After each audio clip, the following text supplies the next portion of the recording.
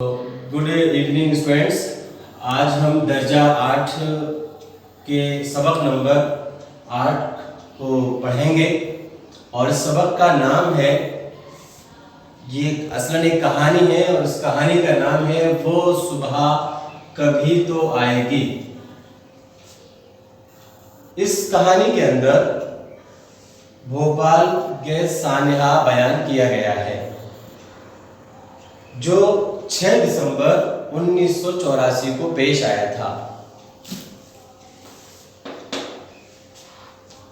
अब मैं ये सबक जो आपकी किताबों के सामने है, किताब आपकी खुली हुई है और आप उसको देख रहे हैं, मैं इसको रीड कर रहा हूँ। आप सभी बच्चे अपनी किताब पर मुझे सुने और अपनी किताब को देखें, किताब को अच्छे गौर से। उसके अंदर जो मुश्किल अल्फाज हैं उसको मैंने यहाँ पर लिख दिया है, इनको आप देखते रहें, इनको याद भी करते रहें। बीच बीच में मैं इनको बताता रहूँगा, आप गौर से सुनते रहिए। मैं शुरू करता हूँ। कहते हैं कि मैं बहुत छोटी थी जब भोपाल में गैस फैली थी।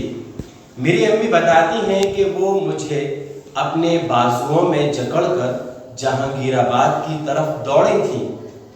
मुझे अच्छी तरह याद है कि मैंने अपना पहला कदम बीमारी ही की हालत में आगे बढ़ाया था और अब भी मैं पूरी तरह ठीक नहीं हो पाई हूँ।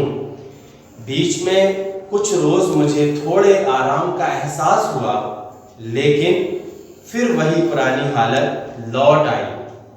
मेरा गला और आंखें सूज जाती हैं, मेरे चेहरे पर सूजन रहती है, गले के अंदर खून रिसता रहता है।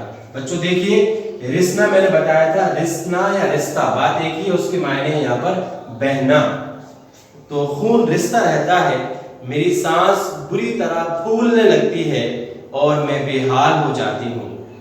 तलबा अजीज, अभी तक जो बात बयान की गई वो एक माँ का दर्द, उस जमाने में जब गैस निकली थी, माँ का दर्द यहाँ पर बयान किया जा रहा है। कहते हैं आगे, मेरे पूरे बदन पर लाल लाल चकत्ते पड़ गए हैं। शुरू में ये चकत्ते एक एक रुपये के सिक्के जैसे थे, अब ये जरा छोटे हो गए हैं।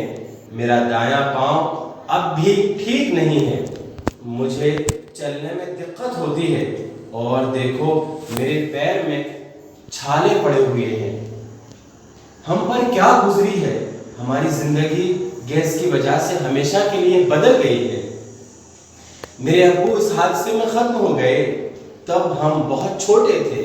मेरी माँ की दिमागी हालत खराब हो गई, वो दरवाजे पर बैठी अब्बू का इंतजार करती रहती थी।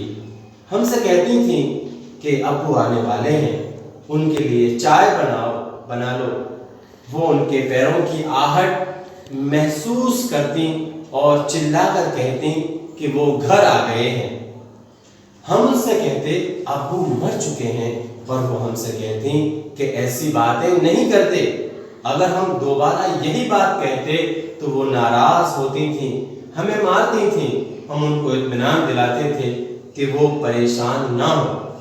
डॉक्टर साहब हमसे कहते कि उन्हें खुश रखा करो, लेकिन उनकी हालत देखकर रोए बगैर रहना मुश्किल होता था। ये सब कई महीनों तक चल